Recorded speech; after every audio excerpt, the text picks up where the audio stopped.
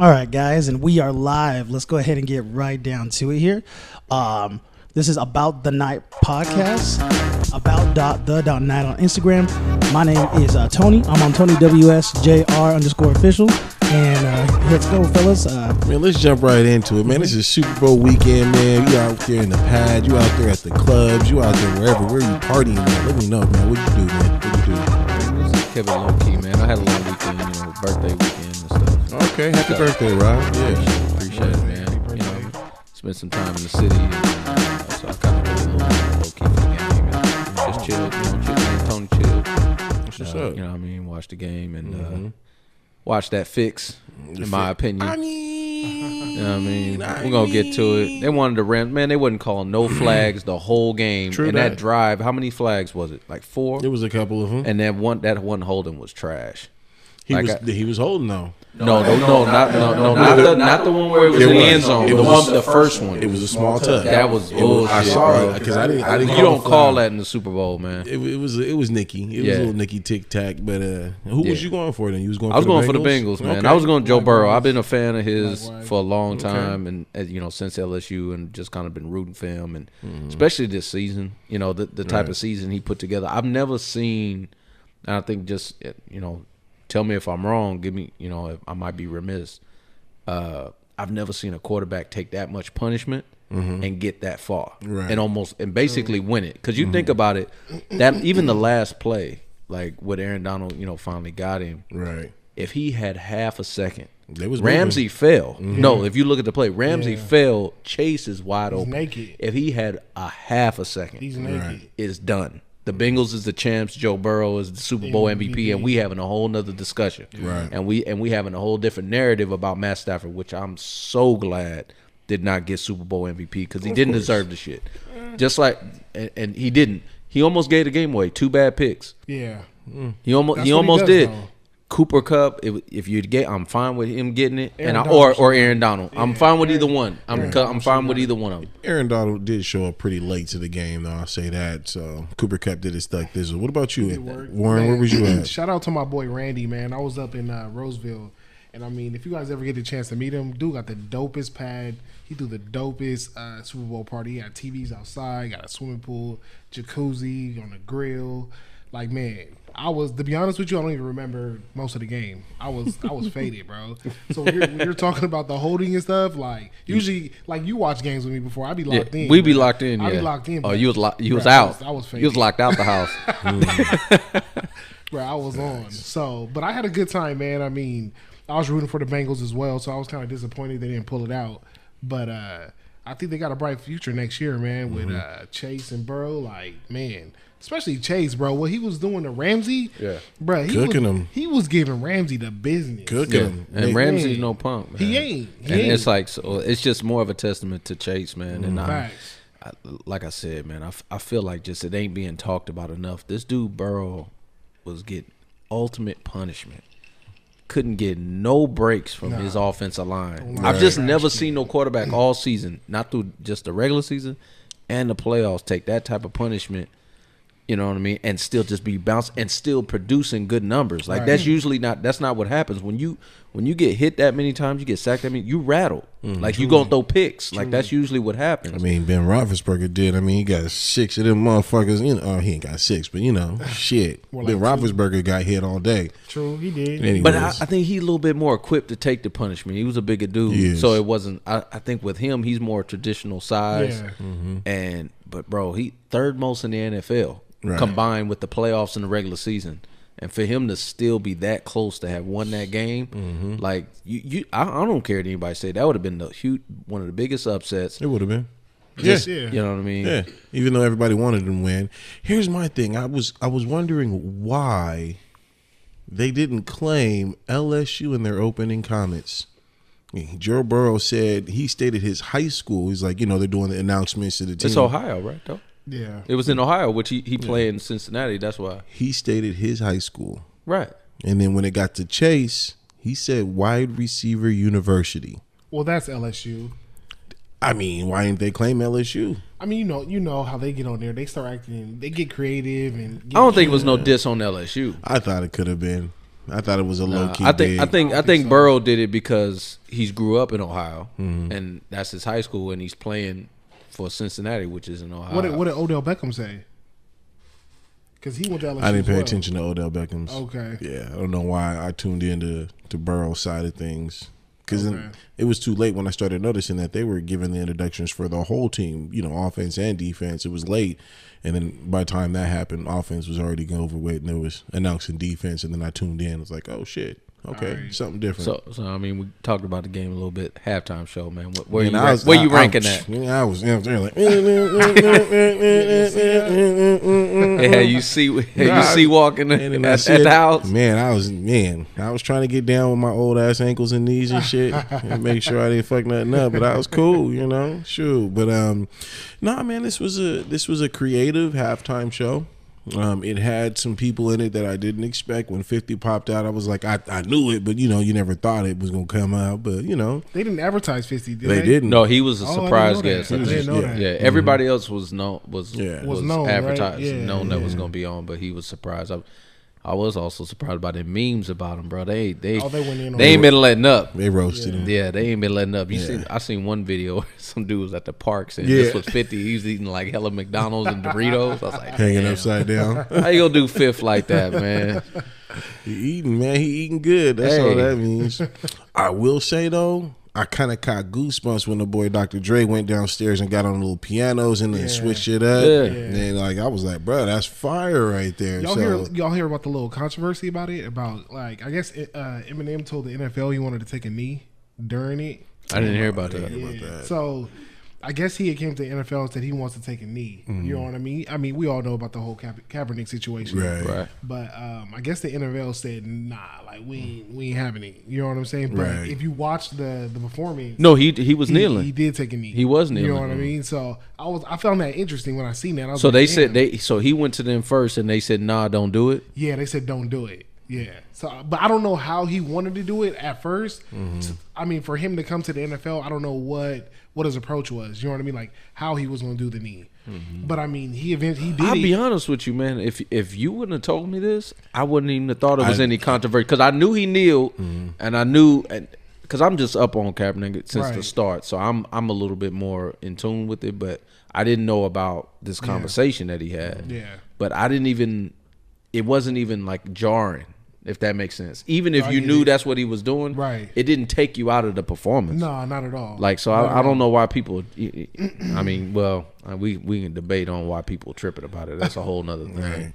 Good old boys. That's a whole nother thing, man. Hey, we're here to talk to you about the night, man. You're here with probably one of the 4 best in their prime. You got Suede _like Coates.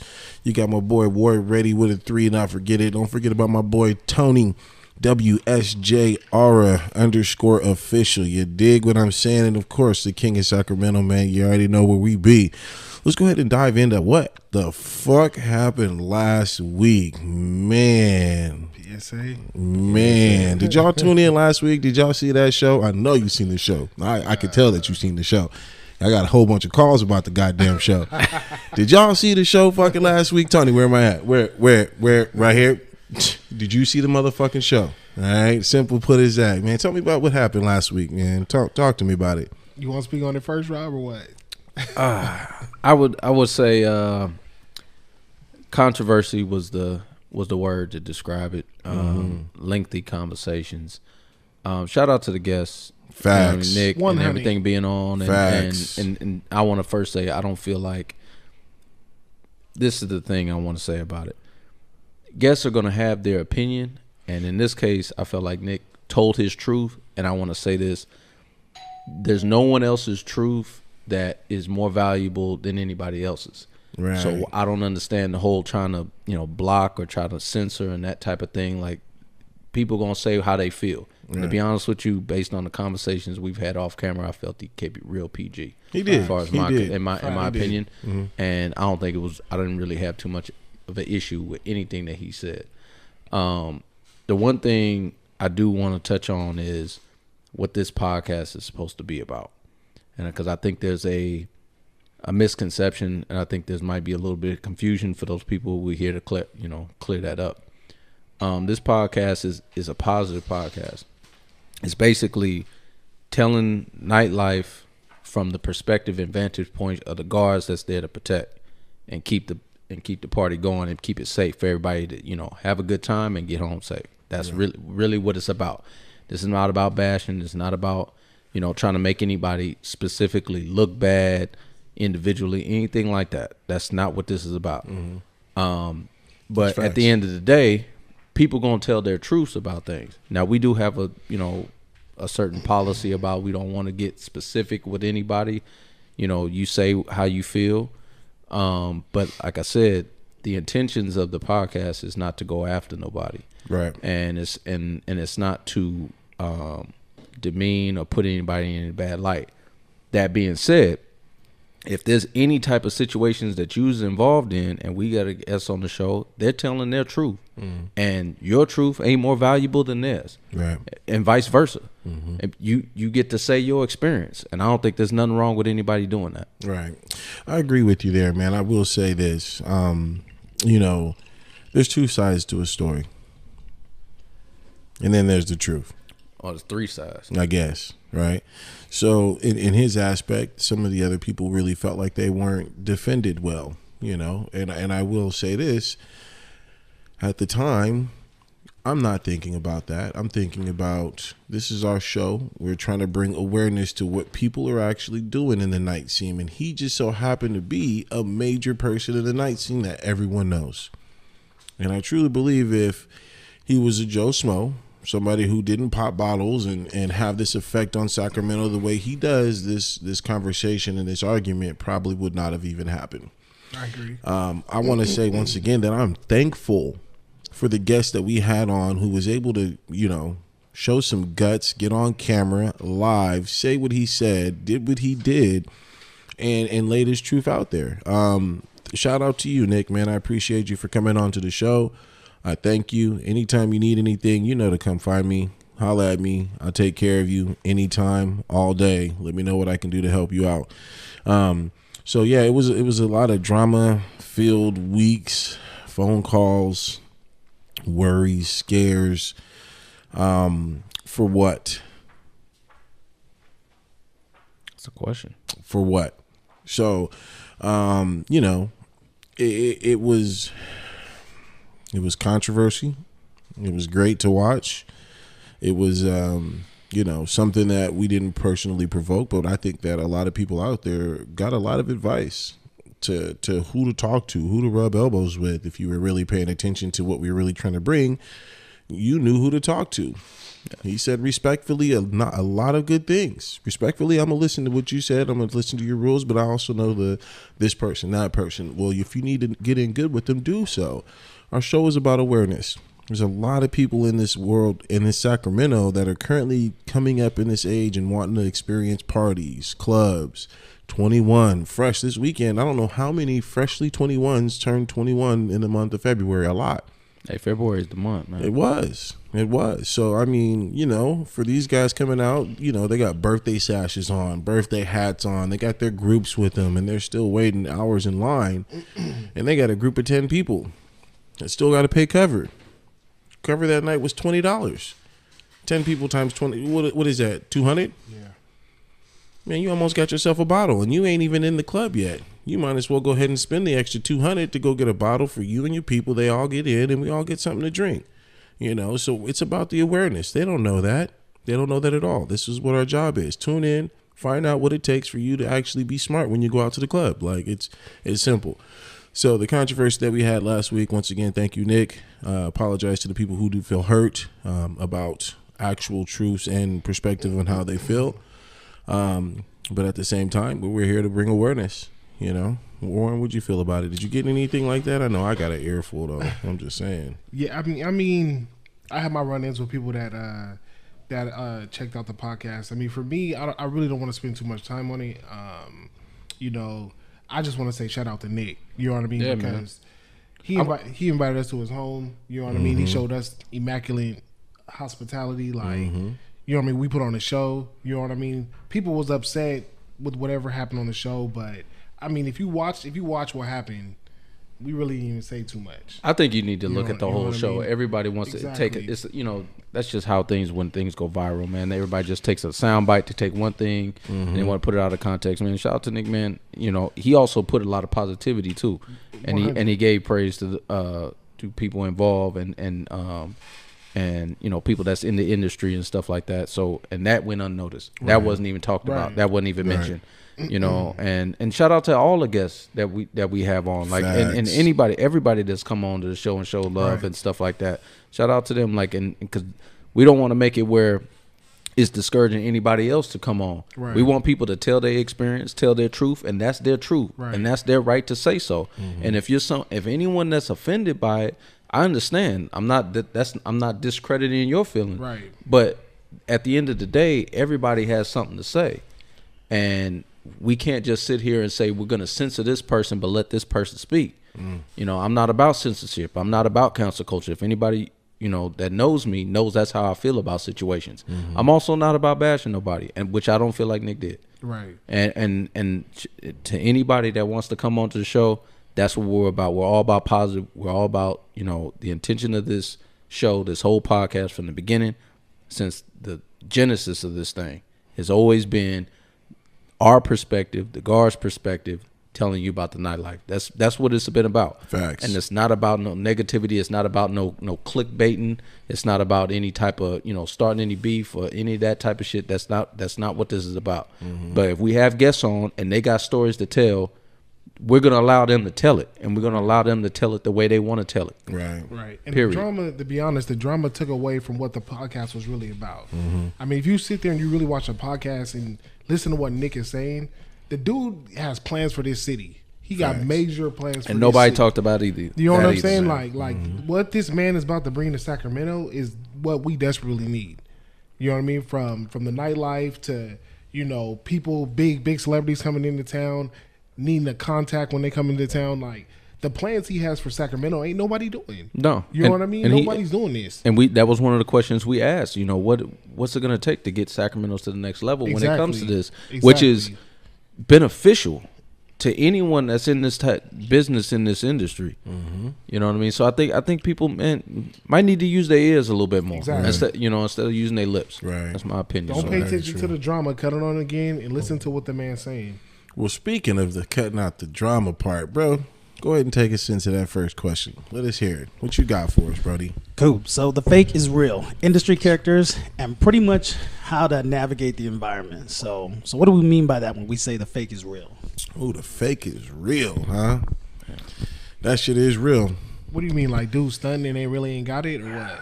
I think it's a combination, man. I think, to be honest with you, I think the slogan I always say is I got the best show in the house or best seat in the house. That's because it's a show. It's a stage play. Facts. At the end of the day, I see tons of characters every night, and people are putting on.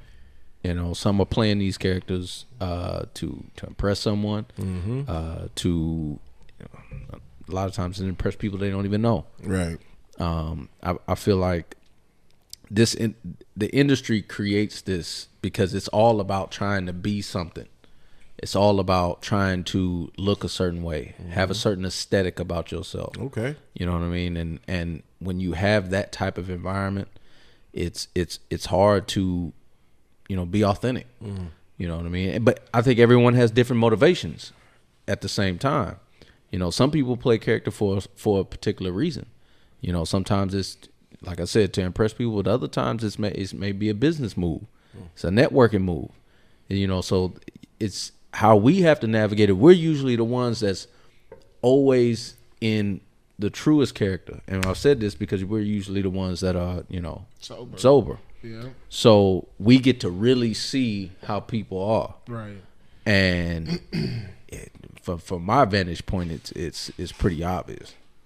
So, yeah. But I'll tell you about some fake shit that I seen this week. Well, was it this week? It was like 2 weeks ago. These cats came up, obviously out of dress code, right? But they came with that smooth handshake. that C-note wasn't fake though, huh? The C-note wasn't fake, all right? C-Note wasn't fake. He slid me the C-Note, and then his boy behind him, it was 3 cats. He even slid me the smooth handshake too. I'm like, you know what, man? I'll fucks with y'all. You know what I mean? I'll fucks with y'all. Whatever. They get in the club, and like we said, when you're giving us that smooth handshake, it is, you know, nothing more than having that appeal or getting by with something that you shouldn't. It does not mean that you own the club and you need to act a motherfucking fool when you inside. So that happens. It's about like an hour later.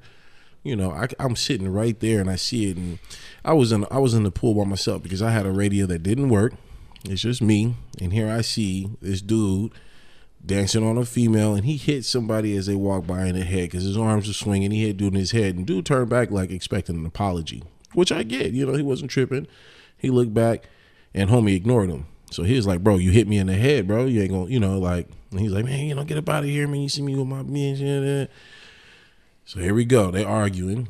And then I knew the dude who got hit in the head, he slid me the honey. All right. His other 2 boys start backing him up, and now they bumping gums in this fool's face. So I'm the only dude here. I hop in the middle of the shit, and I pull one dude off because it's only me. There's other 3 niggas. So I grab this one dude. He's still riled up. I pull him out to the back. I'm like, look, bro, you got to go, right? His little Mexican homie comes up, and he's pushing up on me. He's like, what's going on? He's pushing up on me. And I look at him, I look down, I was like, bitch, push me again, and we have problems. And he's like, man, ain't nobody pushing you, man. We ain't got no problems. Like, bro, you pushing up on me right now, dog. Back up. And I was like, you know what? Fuck it. Y'all over here tripping. I kick them niggas out. And then I go back to the other crowd that was tripping. Now, my bosses are already involved because obviously they're still on the floor being hot. So I got no other choice but to walk y'all out as well. I was like, look, bro. He's like, man, we ain't even do nothing. Homeboy was tripping. I was like, look, I get that. It's a complicated situation. Y'all got to go to. Look, I fucks with y'all. That's why I try to grab old boy and let him go first. So, you know, hopefully y'all can slip around, you know, nobody notice anything. But that wasn't the case. You was already causing a scene. Yeah. Y'all got to go. So they go. We go outside, and they still bumping their guns. Like, where's these niggas at? I'm like, they're already out of the club. They're gone. They chase him around the corner. And I'm like, fuck, now we got to go. You know, so I bring me, big homie Malik. My nigga Malik, silent but deadly. Don't fuck with my nigga Malik, bro. I'm telling you. Mo Freak. Bro. Shout out to Mo Freak. Mo Freak, man. Yeah, Monique and those obliques. Anyway, so me and this nigga follow these niggas out there to the middle of the street, and they link up again. So now it's 3-on-3. Not knowing that the 3 that paid me had a 4th who was like, nah, I'm finna go to the car. So it's 3-on-3, and then the 4th one come later. But let me tell you the fakeness that I saw. We in the middle of the street, stopping these fools from fighting. Me, Malik, finally police officer, that little Asian nigga. He cool, I'm telling you. He with the shit. He hop in the middle of the shit with us. So we over here breaking shit up. They start walking off. They go across the street because they're like, man, we just telling y'all to get the fuck away from here. So they're like, fuck it, let's go across the street. They bumping their gums, still talking all this shit across the street in front of the club. A spectacle. It's a show. They're putting it on for somebody. It's a glass window. When I tell you that somebody in a club ran up on them so quick, like they was about to fight somebody, ran up on them, did all this, and then backed the fuck away. I was like, nigga, you ran up on him like you was finna swing and try to KO this nigga. No police over there. We ain't over there. You free to fight. Fight, nigga. You was doing all this talking. Fight, nigga. We want to see a fight at this motherfucking point. Shit. Don't just run up on him like you about to do something and then back the fuck up. So them niggas didn't even fight. It was all a show. Did he at any given point give his location of where he's from? How you know that, bro? How you know? How did they? Nigga from Philly. Also, he did disclose that. Oh, yeah. How you know, bruh? How you know? I was trying to avoid that. I just know because every time a fight happens, people have to give their location. We from Philly, nigga. We from Philly. We don't play out here. Right. Only 2 reasons. One, you either from Sudan, which, okay, niggas are crazy and there's Ebola over there, or you from Antarctica and you the coldest nigga I know. If ain't those 2 locations, I ain't scared of you just because of your location. I don't understand why people have to give their location to make somebody scared. I just don't understand that. It shows relevancy to their hood. You know, it shows like, you know, yeah. Like I got it. I grew up in this street. I think it's more the man. We gonna talk. We getting long winded on it, but I think it's more like it's evolved from how it used to be way back in the day. I'm talking about like, you know, like Game of Thrones styles. You know how you used to say yourself? He said, I'm I'm Rob, son of Charles. I'm like, House Targaryen. You know what I mean? That's how they used to present themselves. So it's a Right. representation that you're giving. You know what I mean? Right. Yeah. So now show me it's little Ricky from the city. Right. You know what I mean? Like it's that representation. I don't know. I think that might have evolved from that point. Nah, I feel you on that. But what's your experience, Warren? What's your like fake experience that you've seen somebody be fake as fuck? I mean, you see it. Man, it's funny that you asked me, man, because there was a fake situation yesterday, man. It was actually pretty funny. So I'm at the door, man. I'm chilling, whatever. We're winding down kind of towards the end of the night. And I turn and look back, you know, and some of the guards upstairs are walking. Well, they took a guy down the elevator. Okay. So dude's coming out the elevator, and then I walk in to meet him to see what happens. So I turn to the left. Next thing you know, dude jets up the stairs. Bruh, and he had wheels though. I ain't gonna lie, bruh gassed us. we got upstairs. I'm like, dude, where's he at? Like he put it on us. I ain't gonna lie. He pulled a Tyreek Hill and gave y'all the deuces. Bruh had wheels. I ain't never seen somebody clear steps like that. Right. Bruh was up there. So, anyways, we find him. You take the elevator back up. Hell no, I ain't trying to look like no sucker, man. I ran them steps, man. I was high kneeing it up the steps. So You took it back down though. He's like, fuck that, bro. Man, them You steps gonna ain't fuck no my joke. knee up. Still. So, anyways, we get up there. We apprehend the dude. You know what I mean? He's all yelling, like, and you know, I grab him. Like, dude, what was you thinking? You know what I mean? Like, you knew we were gonna find you, bring you back down. Like, why you take off? So, we bring him back down, and then we just kick him out. And so, his party was still upstairs, so he's just chilling out in the front. So he's out front. He's just running his mouth. Dude's just talking. He's like, I'm gonna own you guys in 6 months. You know what I mean? He's like, I'm gonna pay. He's like, I'm gonna pay. In 6 months, which he got CPG ready on layaway. He about to buy it. Bankruptcy plan or something? Like, Bro, I got you for 6 months, motherfucker. Payments is missing. Dude was running his mouth saying like we make pennies, and he was just like, I'm gonna buy you guys with Bitcoin in 6 months. Like, dude was going off. He's like, what's the name of this club? Like, he's just running his mouth. And so his girl's upstairs, right? Mm-hmm. So through his whole little rant, he started talking about like how he gets at hella females and this and that. So some girl walks down the steps, and then one of the guards I was with, he was just like, hey, you was telling us about your mouthpiece, get the chick.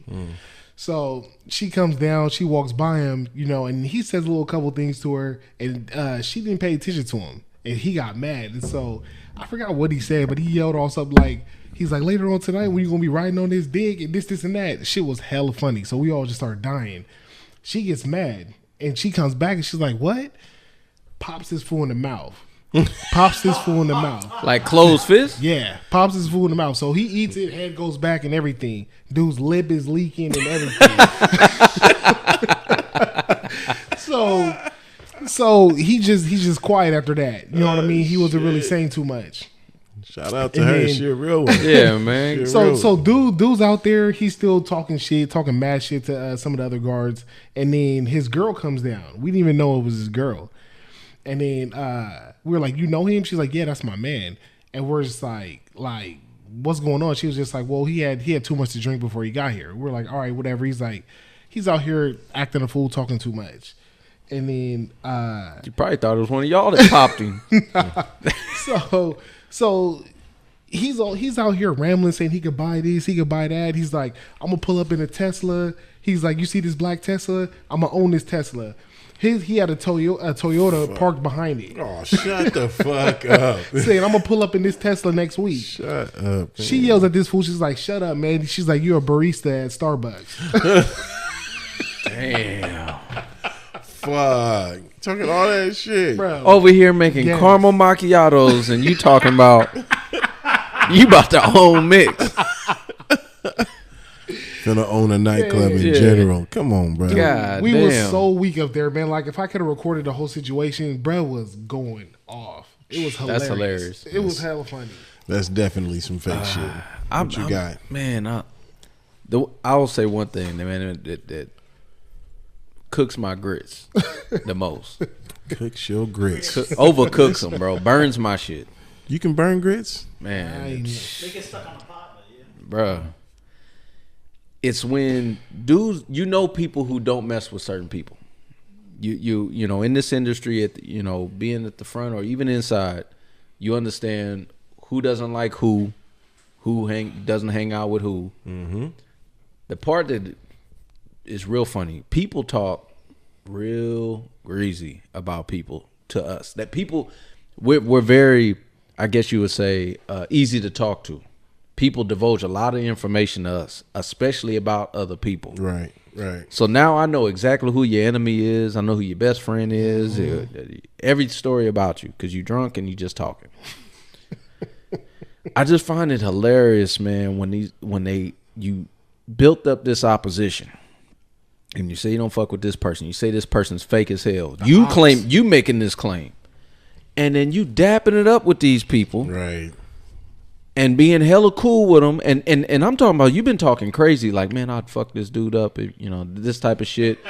And I'm like, you just over here dapping and say, hey, man, you want a drink at the bar? Right. What? Fakeness. And I'm like, so it's so flimsy and it's so weak. And I'm in the impression of, I was like, people like you, I was like, I need to stay far away from you. Don't get next to me. I won't let you in my circle. And don't act surprised when I don't.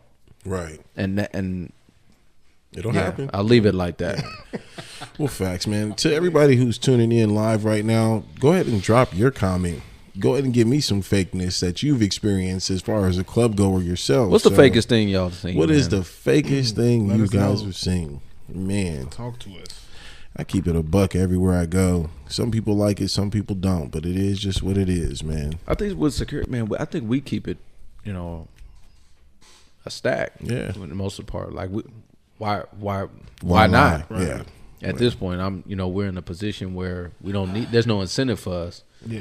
In that respect, so I think that might be why it turns me off so much. Because I'm just like, why do that? Right. Because it's unnecessary.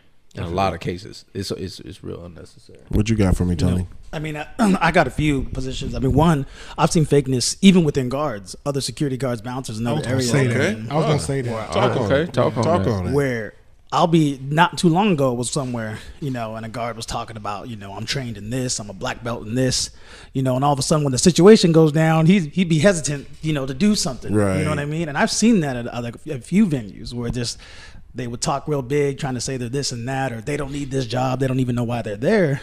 And I'm like, but when the situation goes down, you're trying to be professional, you on the job drunk, you on the job talking all this smack, and it's just, just something I kind of see with like other guards in other areas, you know what I mean? And that's why I respect, where we're at and the people that we have running the areas. Right. But ultimately that another fakeness within like, people, I've been noticing, I don't know if they're rappers, what they are. They claim, I think they're just like, big rappers that are trying to, make it or something because they got a studio. They about to come out with like a album and they'll be like in the club. And this actually happened on New Year's where we went and all of a sudden you just see these three girls arguing with these three guys and they're just fighting and arguing and they're arguing about the bill. So I'm thinking to myself, okay, damn, they must have been drinking all night, for them to sit there and still be arguing about it. And like, yeah, we don't fuck with these bitches because we millionaires. We having our own. We're about to come out with an album. We got the, just sitting there stunting, talking about all this, shit they about to do. Right. So I'm thinking, okay, you got money. Well, you got money. I'm thinking, and all of a sudden I'm like, damn. So why are they tripping? All these girls don't even want to pay their one round. I go, 1 round. I was like, yeah, we bought the other round. They want to buy this round. I'm like, so 2 rounds total. You guys arguing about that? I'm like, right. You don't want to just pay that just to not avoid the awkwardness and the stress? Like, just pay that. I'll pay it for y'all. How much it is? Right. Damn. Save me this headache. Right. I got to deal with this. But I just noticed a fakeness from just a lot of people. I don't know why. You said it in the security aspect, which is huge because, some cats are maybe smaller and they feel like they have to boast or say that, they're black belt, they're this, because they kind of feel intimidated. I kind of said it earlier in the fakeness when I jumped in the middle of the story. Security guard, it doesn't matter if you have a black belt or this, that, and the other. It's your instincts. Like, you need to react and react quick. You need to see it before it happens, jump in it before it happens. So it's about reaction. It's not about what you know. You know what I mean? It's reaction. Well, it's actually being proactive. Yeah. You're seeing it, as you said, seeing it before it happens. And to be clear, we human. Right. We ain't bulletproof. Right. Number one. Right. And everybody can get caught slipping. I said that before. Yeah, everybody get touched. Everybody get touched. So that's a point when it comes to that. So that's why I'm not a proponent of trying to talk tough, regardless if you are. Like, I'm a Marvel head. A lot of people know. And there's a line, that the Hulk talks about that. Or someone was talking about him saying the strongest dude in here basically tries to stay away from the fight because he knows he'll win. Right. Maybe take that to heart. Mentality. If you are that guy, if you know jujitsu and kung fu and all this different type of stuff that you claim in black belt, whatever it may be, and you're highly advanced in any type of martial arts or wrestling or MMA or anything like that, boxing, then why don't you be that person? Right. You know what I mean? Maybe act like it. Because if you've ascertained that type of training and that type of skill set, I would think that your mindset would have developed to the point where you don't need to, go to that length to have to profess that out loud to everybody and make that huge announcement. Usually, the one that's the loudest, they fall the hardest. Right, too. right. So that's why it's always keep it calm, keep it humble in this thing, and at the end of the day, our job is to de-escalate the situation regardless. Right. That's something we don't even want to have to get to that point where we gotta, get to the fisticuffs, and then a lot of times people can't take an ass whooping anyway, and they want to go to the heat. Right. So I got another fake story, but I ain't gonna say it on camera though. It's And just to piggyback what you were saying something too, happened recently. I'll tell y'all after.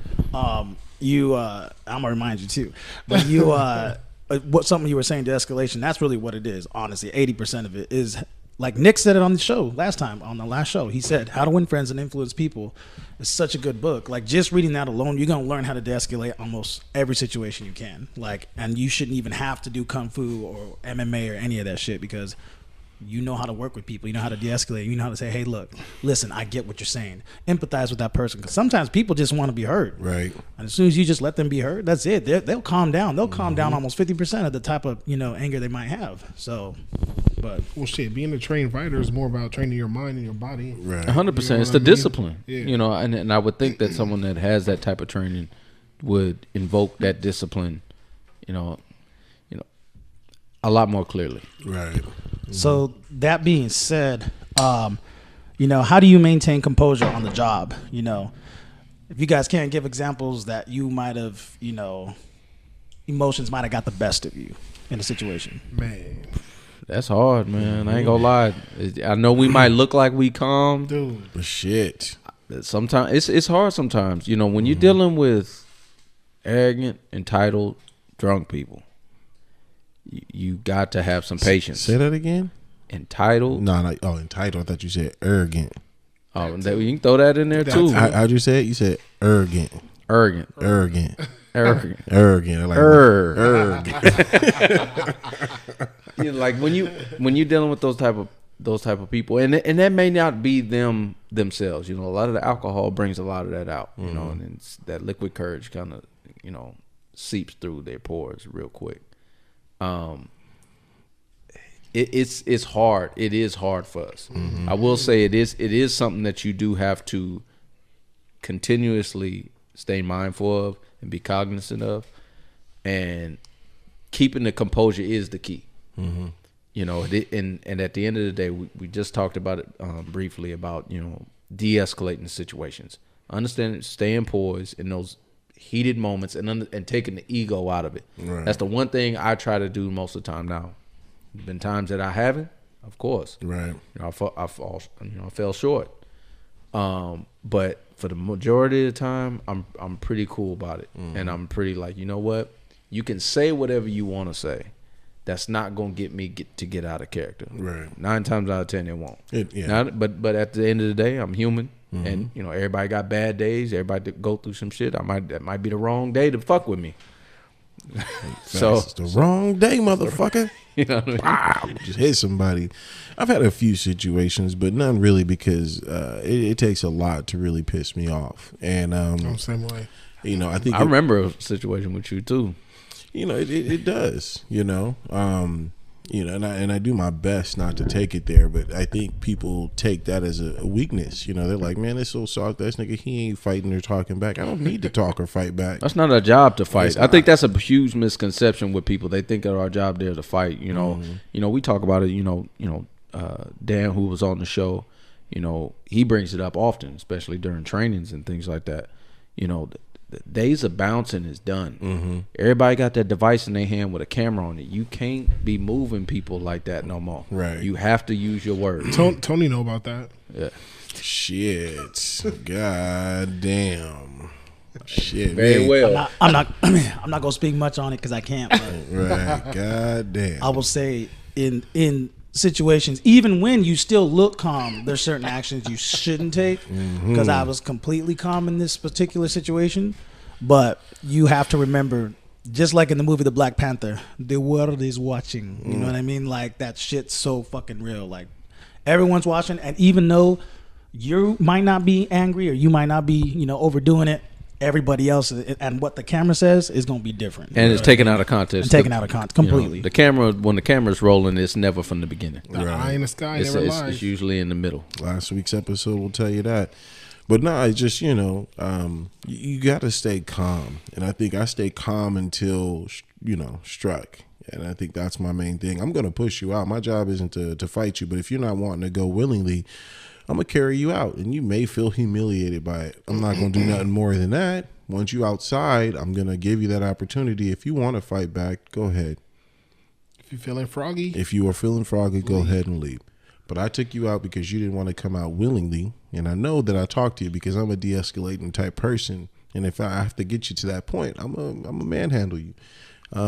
So, you know, out of all the anger I've gotten, people talking shit, I don't do shit. But when someone hits me, I turn to a different motherfucker. Oh, it's all, well, once someone swings, the rules go out the window. Man.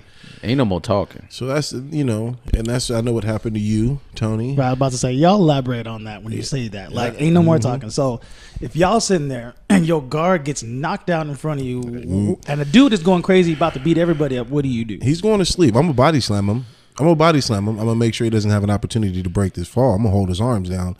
He going to the ground, and he about to sleep too. So, yeah, and that's why I say, Tony, it's weird. You were in a situation where, you know, if someone takes out your man, what am I supposed to do? Be nice about it? Nah, man, like, you fighting one of us. If somebody was hitting me and knocked me out on the ground, I expect this dude to feel the same way I do, you know? So that's why I say I'm a body slammer. I'm not going to fight you. I'm not going to go back and forth, because a body slam could do the job a lot quicker than the hands, you know, in some cases. But on camera, it just looks like I'm trying to take him to the ground, you know. I think it's similar to, you know, our job is kind of like a hostage negotiator. Right. We're the hostage negotiator. I never thought about and it then like that. but we have to wear both hats. We're the hostage negotiator, but we're also the SWAT team that's going to come in there and do a full breach.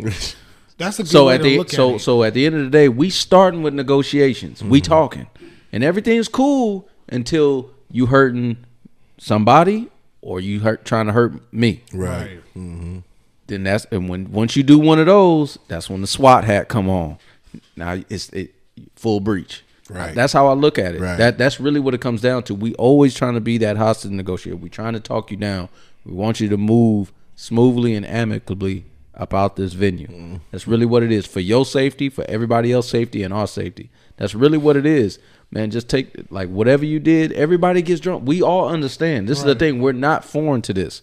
We understand everybody has a little bit too much to drink. It's just your time to go. Right. You know what I mean? Or if you causing any type of static, you know that's not tolerated in here, and you know it's not the type of place for it. So you just got to move out the way. You know what I mean? You shot your shot and it bricked. Right. You know what I mean? The girl didn't want you. Just take that L or move to the next one. Right. You know, whatever it may be. But why are you getting mad about it? Why take it to a point where we actually have to get you out and physically move you out and get in those type of situations? I do want to say this, though. So before we move forward, can you give an example of where you lost your composure? Let me speak on that first, because I had a situation not too long ago. I'm working the front door, and I had a guy come up, a shorter guy, and I guess he had like a family member inside the venue, and so he approaches me while I'm already dealing with a situation. Okay. They're trying to get in. It's after 1. We ain't letting nobody else in. You know, I'm like, nah, I can't let nobody else in. Dude pretty much like squeezes all the way through them, comes right up to my face like I'm coming in right now.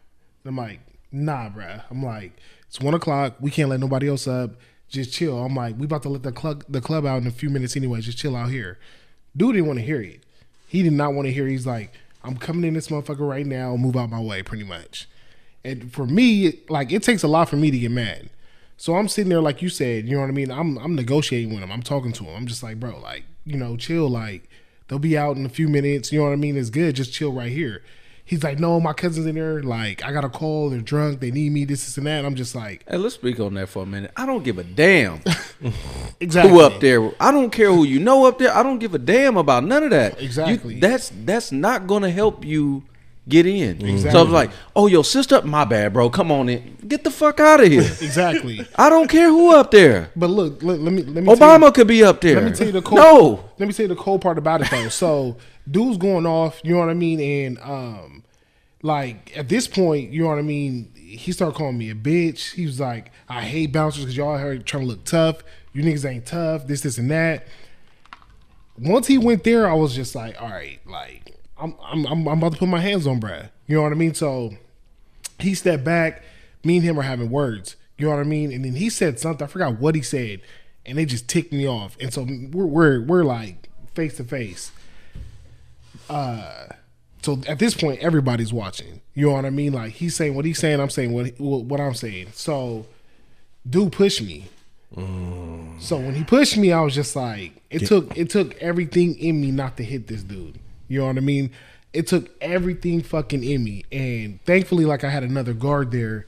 He stepped in and he was just like, look, be cool. Which is supposed to happen. You know what I'm saying? And like, if he wasn't there, me and Brett would have been fighting. Like he's out there saying, "Oh, I'm a trained fighter." This is that. I'm like, dude, I don't give the fuck what you are. You know what I mean? Like you disrespecting me when I told you what the process is. Just chill out here. So, so the cold part about it is, you know, the club ends and his sister or cousin, whatever, is not in the club. Mm-hmm. We had kicked her out earlier. So then he circles back and he's just like, he apologizes. "Oh, my bad, bro. Like, I didn't mean to make a scene like that and this and that." And I'm just like, fakeness. You know what I'm saying? I'm like, dude, like I tried talking to you, like just chill the fuck out. Like there was no need for this altercation. But the thing about it is like, you know, he went and stood right by the door and was still running his mouth. You know what I mean? And this time he almost got into it with another guard that was there. And I'm just like, all right, bro, you got to fucking go. It's time to wrap it up like a gift, man. Man, it's time to go. It's just not your night, man. Just go on the IHOP, man. You know, get yourself a pancake. Get you that lumberjack special, whatever it might be, and call tonight, man. Get that breakfast sampler, Facts. bro. I know inflation. They didn't raise that motherfucker, but go on get you a half sampler. You know what I mean? What about you? I've had a few. One in particular that sticks out is with two guys. This was back at another venue I used to work at, and so the night's over. Everybody's out. The club is empty. We got everybody out. We're pushing everybody, and everybody's familiar with this venue. You know, there's a protocol on pushing people down this particular street, and so we're this dude. Both these guys, they're waiting outside. Their girlfriends are inside. They were using the bathroom. They're the last ones going to be leaving this spot. And I said, "Hey, man," I said, "just hang out right here." And I could have told them, like, "Hey, nah, we got to clear the street. You need to get up the street." I could have been like that. But I'm like, "Nah, just your girls in there. All right, cool. Just hang out right here. They'll be out. The guards is getting them out in a minute." I said, y'all going to be able to move on. Nothing. They speak to the fakeness, too, on this one, by the way. He was like, "All right, cool. No issue." They come out and everything. They walking out. They get basically across the street. Mind you, both these guys, there's one Asian guy and one Mexican guy. The Asian guy starts then talking shit, saying this nigga over here wouldn't want to let me in, and he's across the street now. And I'll say this. I was having a bad day. I spoke about that earlier. I was already having a bad day. I wasn't in the right mindset. I was already irritated. I was tired on top of everything. And the part that pissed me off the most is you was right in front of me. I'm talking about less than a foot and a half. Not saying shit. Didn't say nothing about any of that. You waited till you got across the street, and I snapped. I went after him. Basically went at him. He tried to take a swing. I basically pushed him down. The other dude was talking shit. The girlfriend was trying to get him. I basically gave him the Herschel Walker. Ooh, give him and the he horn. fell off. The cops were actually there. They saw the whole thing. They had heard the whole thing too. And then one of the particular managers of the venue came and talked to me. He's like, man, you can't let people say that shit. People gonna say words like that to you. You can't let that get to you. And I was like, you right. And it got me out of character. He basically said that it was the fact that he called me a nigga from across the street, but it was more because of the fact that he was across the street. We was shit. That it wasn't even like I was upset. Yeah, that he called me nigga. Like I'm like you shouldn't even be saying that to me. Right. But it's the fact that I would have had more respect for you if you'd have said it to my face. You still would have might got hit, but I would have had more respect. You waited till you got across the street to start saying all that, and I just snapped. And so yeah, that was a part where, and I'll say this: I never had a situation where I snapped like that again. I did learn from that. It's like, you know what? There's a lot of people watching. Yeah. That could have really went bad and been like, hey, look at this guard going off on these two people, basically pushing them down and shit like that. Because both basically he got pushed down. Both guys were, and they was drunk at the same time. And the girlfriends was. That was the funny thing about the whole thing. They was on their helmet walking them off because they had like the walk of shame and the whole thing, and they was like, you stupid motherfucker, why are you starting shit and all this type of stuff. But it's just it was just more irritating. Let me ask, man, because I'm curious. Was it the manager that looked like what's the clown from Spawn? What's the clown? Oh, bro, you going straight to hell, man. Spawn? Was it do him? that, dude. Was it Don't do him? that, Was it bro. him? No, it was him. Don't do that, man. He my guy though. He my guy. I Man, keep it he a my buck guy with him. too, man. It was the guy like, from Spawn, the clown from Spawn. I ain't got no comment on that. I'm gonna let the dude in the Steelers jacket continue on about that comment. Shit. Oh shit. And one more thing too, if you, and pertaining to fakeness, or realness, And that was fake as hell. right? If you're gonna fight somebody, because we always get this a lot, where people try to start stuff in front of us, knowing that we're gonna stop it. You really want to fight somebody? Don't make a scene. Right. Don't be loud about it. Just do it. There's been times I want to fight someone. Guess what? Walk up to him and say, "Hey, can we go fight just me and you? Don't get your homeboys. I won't get mine. 1-on-1 on the back of the alley. Shh. Don't say shit because they're gonna know and they're gonna come. People gonna get involved. I hate scenes. I just don't like scenes Because they don't want to fight. They They want an audience. They want the illusion that they want to fight because they feel like acting tough is saving face. And that's the other thing too. I know we're getting a little bit off topic, but they think that that's gonna get them some more pussy, and it's not. Trying to act like you tough in front of some females is not gonna get you more pussy. That's number one. Another thing too, fellas. I love cars more than the next guy. Stop doing these burnouts. These girls don't give a fuck. That shit's annoying, bro. They don't care. They annoying. not dropping their panties like, oh my God, the dude in the Charger just burned rubber at the light. I'm sorry, they don't give a shit. They actually hella irritated. They're like, fuck, look at this annoying ass motherfucker. Buy him a hot dog. They'll probably appreciate that. Yeah, Buy get him a hot dog with extra onions. Could you imagine? That's gonna get you a whole lot farther. Could you imagine if they did though? We God just see a group of damn. girls just running down the street, like, oh my God. I've yet to see it. My thing I've is, yet to see it. I've seen somebody bumping their gums out of the club, and they was bunking everybody. Anybody walking by, like, no, you know what's up, you know where we at, and the way he was doing it, because We in Sacramento in the street. the way he was doing it though was asking for confrontation. But luckily he found another drunk motherfucker who was with him. He's like, yeah, man, these motherfuckers kicked me out. Fuck all that. So they're both, riling each other up, and then they end up shaking hands. They dapping each other up, shaking each other. Still loud as fuck, right? Oh, they got the drunk collaboration They going. They did. One of the dudes that helped him, feel good about himself, he left, and then the dude kept bumping his gums to random people. Somebody tested his chin. Man. Man, He failed the test, bruh. And the dude that walked by, he was minding his own business, but he looked like one of them niggas that you ain't supposed to talk to like that.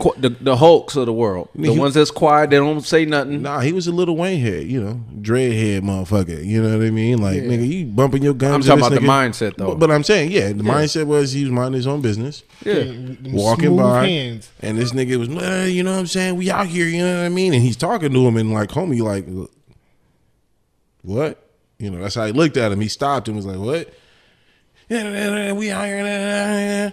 And then I seen it just, bow, tee off on his ass. And he's like, and he's like, nah, he starts chasing this nigga. He's chasing this nigga, just fighting him in the street now. All of this shit you was talking to this calm-ass dreadhead nigga who was giving you no problem.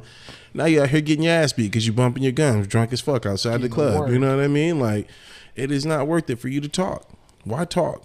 Don't talk. If you want to do something, do it. They don't. But that's the thing. And then as I just said, they don't. They want the audience. It's the audience. And that audience. That's what they want. Yeah, you got some paws trying to get that audience. I'll tell you right there. They're looking at it from the perspective of they ain't no show if they ain't no audience. Mm-hmm. So it's what Tony just said. I would have a lot of respect for that person. I'll be honest with you. If two dudes walked up to me and say, "Hey man, like me and this dude, we ain't really feeling each other. We about to go over here and handle it." I'd be like, handle that. Handle it. Mm-hmm. But I would respect that because that's like, to me, you don't want no audience. You don't want nobody else to know. It's like, bro, I got this type of energy going. I got to do this because I feel this much disrespected. This has got to happen. And I'm trying to facilitate. And I'm like, I know that sounds crazy. Nobody's going to move like that. But I would have so much respect if they did that, but they don't. They want the audience. They want it to basically make everybody known that anybody that's willing to pay attention, they'd be like, I'm angry, and I'm supposed to be some guy that's not to fuck with, and I want everybody to know that fact. Right. But it's fiction. What we're trying to do, guys, is tell y'all, okay?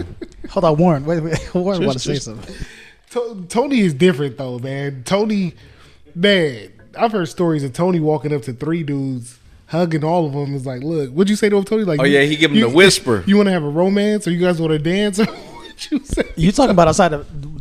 Yeah, I know. Okay. No, I just told him I could get off at this time. Let's have a romance. Like, no, all three if you want. If you want to be mad about it 1-on-1, but all three, I'm just gonna run at you. So I get out at this time. I'm gonna run at you, and then we're gonna do it right here on the corner. Stay here. I can't. This is when I get off for sure. And just please. And they didn't. But I just had that talk about it.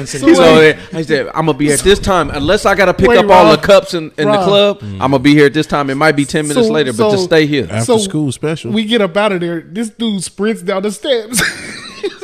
He running, huh? Tony about the action. Tony sprinting down the steps. Tony about the action. Tony was the first one out the building, runs to the corner. He's like, where they at? I'm dying. I'm dying. And Tony's like, this fool tells me, look, just record it. He's like, don't jump in. He's like, just record. He's like, don't jump in. I'm gonna fight all five of these niggas by myself. He's like, don't jump in, just record it. I was just like, I'm like, nigga, I'm not letting you fight five dudes by yourself. Like, come on, guy. Hey, he gonna try and take it. Tony different. He different. That's why I fuck with Tony though. What we trying to say, guys, is there's alcohol involved whenever you come out, man. Just keep your mouth shut when it comes to bumping your gums. Know when to fight. Know why to fight. Why do you fight? You fight because someone stole something out of your pockets and you know it was them, right? You fight because you actually there with your girl and some dude was groping your girl after her telling him, no, those are reasons to fight. Someone's stealing your money or taking your bitch. All right. Other than that, if you get bumped into, expect it. If you get your shoes stepped onto, expect it. You know what I mean? Niggas is drunk. They're not really thinking. Don't go outside of the club bumping your gums thinking you the shit because you are asking for a potential ass I'll be honest whooping. with you, man. I disagree with everything you just said. Seriously? I'm gonna be honest with you. Seriously? I don't think you should fight for it. Not near nutter, as Mike Epps would say. Not near nutter one of them things. Not a near nutter one of them. If someone took your money, you ain't fighting?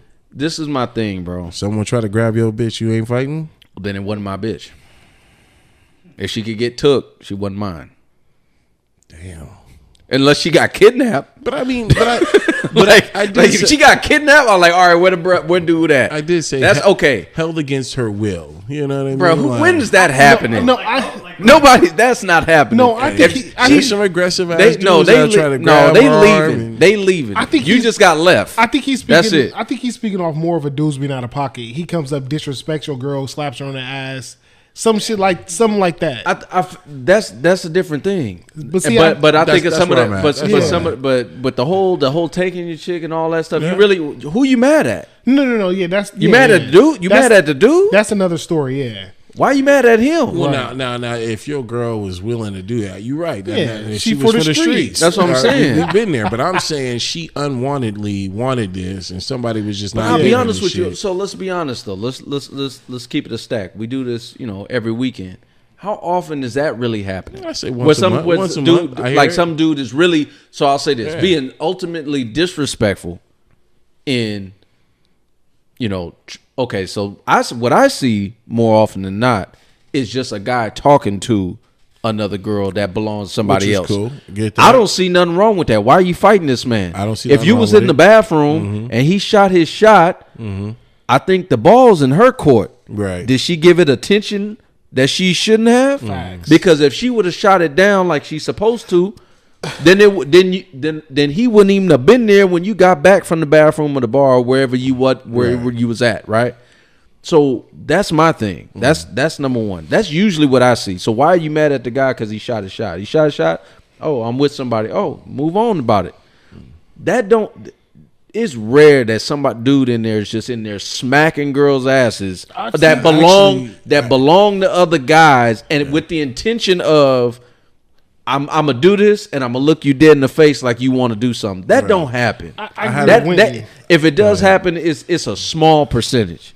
I had a coworker, ex-coworker that I used to manage, come in there, and she was there with her cousin, her boys, and I don't know who else, but it was a few other people. And actually, she with someone because her cousin, I used to manage him as well, who's now a manager. So I know that they're in-laws because of that, right? So she came to me hella hot, pissed off, like, that dude right there slapped my ass. And like, she was all pissed off, ready to fight this motherfucker over it. So she didn't know this guy? Nah, she didn't know, dude. So he did it discreetly or what? He tried to, but definitely got caught. So see, that's it. Okay, go ahead. And I mean, if bro, she's barking an issue, and I'm in the club, someone discreetly try to grab my girl ass. It's problems. And she got a problem with it. Yeah, it's problems. How I look if I don't try to defend it, you know what I mean? That's problems. So I mean, that's the type of things that I'm talking about when they're saying like, someone try to like get at or grab your girl inappropriately. I'd probably fight somebody for that. Now, as far as, someone trying to take my money, steal my money, I mean, that's got to be very vague. I rarely do see people really try to take people's money unless you're throwing it in the air and you just some random that's grabbing it. I don't see that either. I don't see that either. You're right. The reason why I'm even saying this is because I don't want to get with the anecdotal, examples. Like I'm trying to stick with the real examples that actually happening on the night in, night out basis. Now that might what you just described, I feel like that is warranted. Definitely more frequent. Is basically you in there with your girl's in there, and then some creeper dude tries to grab some ass, which we've had those, or some dude just tries to be discreet about it and that type of thing. That I understand. Yeah, the blows is about to happen. Yeah, true. But the other stuff, I think is more like that's rare. Right. Like that's rare. And like I said, with the whole situation with getting, your girl leaving with a man with the club, that's exactly what just happened. You got left. She for the streets. And you shouldn't be mad at dude because of that. That's not him. That's not on him. That's on her. Yeah. And your agreement, I guess, not putting her down enough to where she had the reason to leave. Obviously, there wasn't no agreement. Right. She didn't sign the terms and conditions on that one. She, what I mean, she let that one sit in the email. What you got for me, Tony? All right, y'all. So, which position in the nightlife industry is the most underappreciated? Right. We'll start with that, and then we'll talk about what position gets too much credit. Okay. So underappreciative, honestly, is going to be the barbacks. Barbacks for me, man. They out there busting their ass, running back and forth, getting clean glasses, picking up trash. making sure the club stays clean. They work, I feel, the hardest. They're moving 10 miles an hour, getting things done. I feel like they're an underappreciative person of the club because you're not looking at them. You're not thinking of them at all. You're thinking about the bartender. Bartender wouldn't have the shot glasses to serve you if that bar back wasn't busting her ass, washing dishes and getting glasses. You know what I mean? So underappreciative, definitely the bar backs. Overly appreciative, I'll let y'all go. Let's stick with the underappreciated first, and we'll circle back on this. That's a good one. Yeah, and I think that shout out to all the bar backs and all the nightclubs, all the bars, man. Y'all really do a bang up job, and it's something that goes unnoticed. And I'll be the first one to say I don't even say it enough. So I think shout out to Winton bringing that up because I think we do need to show them some love because they do a good job. Mm-hmm. One that I would say is that goes a little bit underappreciated is kind of trying to assess the situation. I would say janitors if you got them. Mm-hmm. So there's some locations that have these janitors. So when somebody throwing something up, you know what I mean? They vomiting all over the floor and they cleaning it up.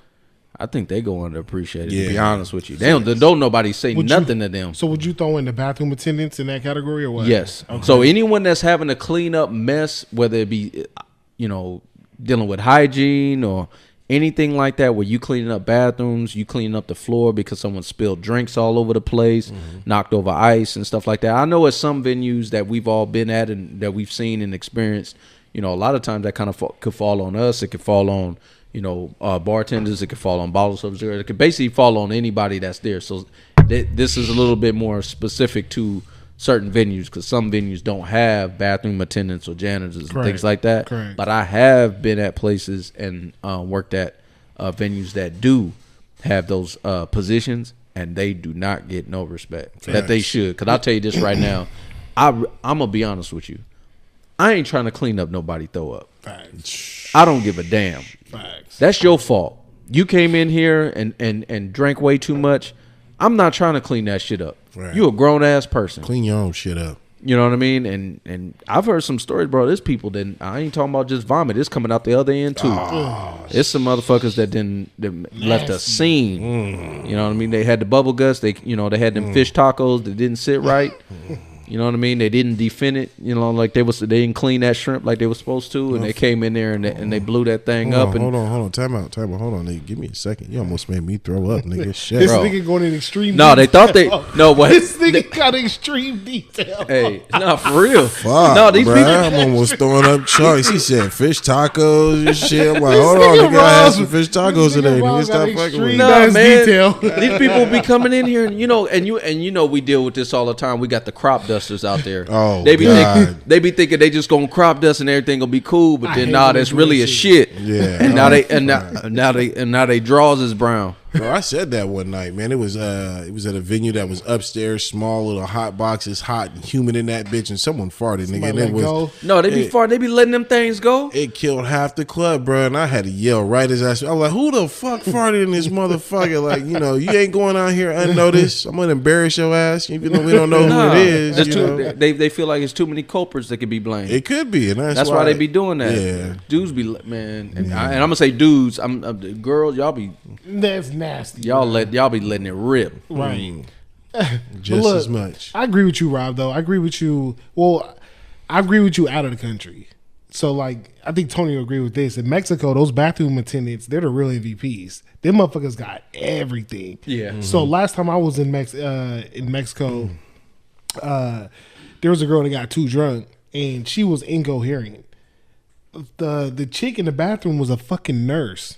Like, bruh, like she because I guess the girl had to throw her up, so she's like holding her head up while she's throwing up and everything. She was just like slapping her, trying to wake her up. They couldn't wake her up. She was like, "Look, she's fucking done." I think she pulled out an IV or something. I don't know what it was, and she like gave her an injection or whatever. And, bro, how'd that get in the club? Man, I'm telling you, but they have like Tony will vouch for me. Them motherfuckers. I mean, you know too. Them motherfuckers have everything in that bathroom, from any drug you need to anything. Them motherfuckers is the real MVP out of the country. Okay. I say here in the States, I would go with the people that pretty much cover the door. You know what I mean? They're up there with us with security. You know what I mean? So they're like gatekeepers as well. And if you look at it from a money perspective, everybody really gets tips. Like we have our way getting our tips. Bartenders got their way. Bottle girls got their way. But like the chicks that work the door, they really don't have a hustle to get tips. But you talking about the hostess? Correct. Yeah. The ones pretty much taking cover. Taking the cover. Yeah, shout out to them, man. You know what I mean? So they really don't have no hustle unless like somebody's being generous and be like, oh, I'm gonna throw you a couple bucks. You know what I'm saying? Like, and that's why I respect them. Well, some get paid based on the doors, based on the cover. I didn't know that. Yeah. So some get paid. I mean, just at some of the spots that I've worked at, a lot of them get it's their tip payout. A lot of times their entire salary, they ain't even paid hourly. Their entire salary is based on the cover that they receive. I was gonna say that because who's the position that's overly praised? I would say the promoters, because promoters are usually the ones who bring people in and they get paid on per person that comes into the club, and everyone looks at them as like they're the glorified person to get on that guest list. Like, let me get on that guest list. Like, no, you can call the club and get on the guest list for all they care about. So, sorry, promoters, I'm not trying to throw you under the bus, but I just feel like as far as hard work wise and manual labor, it goes to our barbacks, the janitors, the underappreciative job positions that are out there. And everyone knows a promoter. Everyone knows them. That's why they're praised so highly. But ultimately, their job is to bring people into the club. And sometimes advertisement on itself can do that alone, you know. So they do a good work. I don't want to bash them once again. I don't want no calls after the show. But it's just more so overly and underly appreciative is what we're talking about. I think that's a good point. I will say this. I think it is circumstantial, and I do think it's case by case. Right. I think there are definitely levels of effectiveness of certain promoters than others. I feel like some maybe benefit from the venue itself, and they get credit based on that. Right. I think some venues sell themselves. So when you try to come in and say that you brought this up, it's kind of like, okay, I need to see a little bit more analytics on that. You know what I mean? But I've seen some spots that's been dead, and they got picked up based on someone coming in and basically implementing a new strategy, a new advertising strategy, a new marketing campaign for the venue, and it's really took hold. So there are some good promoters out there that had some real good ideas that got implemented, and they were real effective. So I don't want to say that they get too much credit, because I have seen the ones that have been real effective. Yeah, case by case. Yeah, overappreciate. I mean, ones that get too much credit, man. Right. It's such a tough one, man.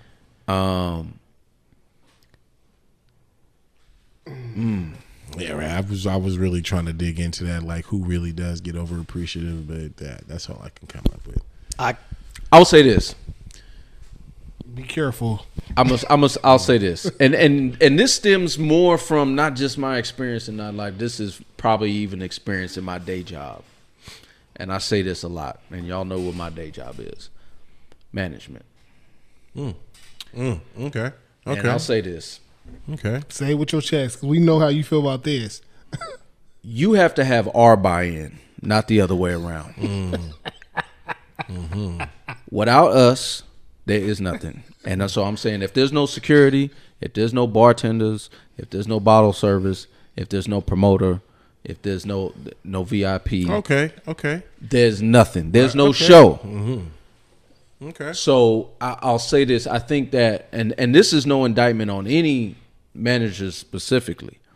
I'll just say in general with management, I think that the key to a manager's job is just to manage the egos. That's your job. I don't think it's wise to go the micromanaging route and basically try to make it about you. And that your rules and the implementation of your policies is really what's dictating the success. That's very arrogant. Okay. I think the success really comes from the people that's doing a lot of that hard work, the bartenders, the bottle service girls, security, barbacks, the janitors. Like, that's where the show's happening. Everybody has a position to play. Management's job is to maintain that everybody's doing those positions. A lot of times they take a lot of credit for people that are already putting in that initiative. That's my opinion on that. That's part. not to say that management is not necessary. What I'm saying is we talking about who gets too much credit, because I don't think these other positions that we have don't get the credit that they should be getting. That's just my opinion. But I have that feeling about management anyway. As y'all know me, y'all done known me for years. That's why I said say with your chest. I'll just be honest with you, man. I'll say it's about a 90-10. I've only out of any position I've ever had in my life, in my career, at any job, 10% of management is good. I'll be honest with you. The rest of them is just babysitting, taking credit for shit that other people doing. Right. If you want my honest opinion, and I don't care if you don't like it, anybody watching. Hey, man, this is a manager's worst nightmare right here. Sheesh. I agree with Rob, though. I mean, I ain't really got too much to add to that. I think he's spot on with it. Right. I mean, yeah. I think you spot on with that. Like, you knocked that shit out the park. What you got? What you got over there, Tony? You got something? No, I have to agree with them. Same thing. There's already people that typically have been there a lot longer, especially with new management, than you've been there, and they already know what they're doing. You know what I mean? It's like when you're trying to order food, bro. You've been to Burger King before. They got burgers and fries. Ain't nothing new. Like, we already know what we're doing. Everybody's doing what they're supposed to be doing already. So sometimes they be going in there and barking orders they shouldn't be barking, and messing with us when they shouldn't be messing with us, and now you actually throw the flow off. Right. You know? They're trying to reinvent the wheel. That's what I see so often. And I think this, I'll say that, like I said, man, I want to preface this. I wouldn't say this is just isolated to nightlife. I think this is in general. Like with any job, I don't care where you work at, man. You can work for the state, man. You could work at a law firm. You could work in, at a nightclub. You could work at a retail store. I think with management, a lot of times they try to come in, especially new ones. They try to, and what it comes down to, they're not bad people. I want to preface that. Right. The person is not a bad person. There's the isolated situation where I think they're a bad soul. They shouldn't be in that position. But for the most part, most of them, they're basically trying to bring validation to why they were promoted in the first place. Yep, I agree. And they try to do extra to try to prove to the people that actually put them in that position that they are needed and they are necessary and that they bring value. That's what I really feel what it comes down to. And I'm here to tell y'all, anyone listening, I'm not talking about industry. Use your ears when you hear me. Open them up. You do not need to do that. Be yourself. You got there for a reason. Do not try to reinvent the wheel. Your best job is to put it in the hands of the people that are the professionals, and they are the ones that are going to make you look good. And as a matter of fact, they are the ones that are going to hold you up. You are not going to have to shout out with the megaphone yourself that you the shit.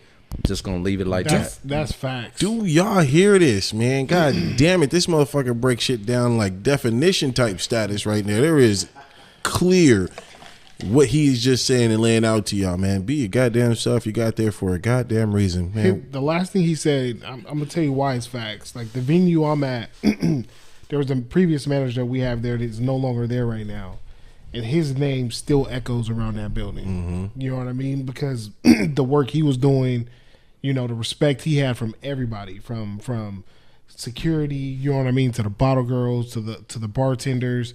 He had everybody's respect. So we all loved him. You know what I mean? So, like you said, you know what I mean? Like, if you're doing your job right, you know what I mean? Like, other people going to speak for you, man. Exactly. You guys know me. There's plenty of managers who I still hold praise to this day. And they never. To this day. They never. To this day. They never had to say it. They let other. If you're a real, I'll say this. If you're a real good leader, you ain't got to say you are. Facts. The ones you're leading are going to tell that story. Right. Facts. Yeah, niggas will fall in line. They'll fall in line. If you're a good leader, they'll follow. We'll take some tips from today. We had a lot on this episode. Obviously we had a lot to talk about with the Super Bowl weekend controversy that happened on last week's episode. Shout out Nick. Right. Shout out to my guy Nick. Shout out to Nick. Shout out to Brandy. Shout out to Dan. Everyone that came on. Josiah. That you guys, and we want other guests to come on as well. We want to appreciate y'all coming on. And, telling y'all truth and then putting y'all stories out there. Because, at the end of the day, that's what we want. We want the real stories and we want y'all truth. And that's what this podcast is about. Facts. So we do thank you guys for tuning in and listening. A little bit of a different episode. It wasn't about the do's and the don'ts, what to do to get in, but it's just, it was what to do and what not to do. Don't get crazy. Don't be talking out loud to people like you crazy or something like that, man. Just keep it 100, man. Just go in there, have some fun, have a few drinks, try to get a few numbers, see if you can smash. It's all about that at the end of the night. That's what you want to talk about. Talk about, man, I almost had that one, instead of, man, I almost knocked that nigga out. Mike Epps, I like to have got it. I like to have got it. I like to have got it. But yeah, man, let's go ahead and kick it off. Once again, you're rocking with me, Winton. You can find me at King of Sacramento. That's king.of.sacramento. To my right here, we got Warren. On IG's War Ready with a 3 instead of an E. Yeah, that is. It's Rob Suede _like_ Coates. Yeah, I'm Tony WSJR _official. Thank y'all for joining us tonight, tapping in. We'll see y'all next Monday. Every Monday, man. You know what it is. It's about the night.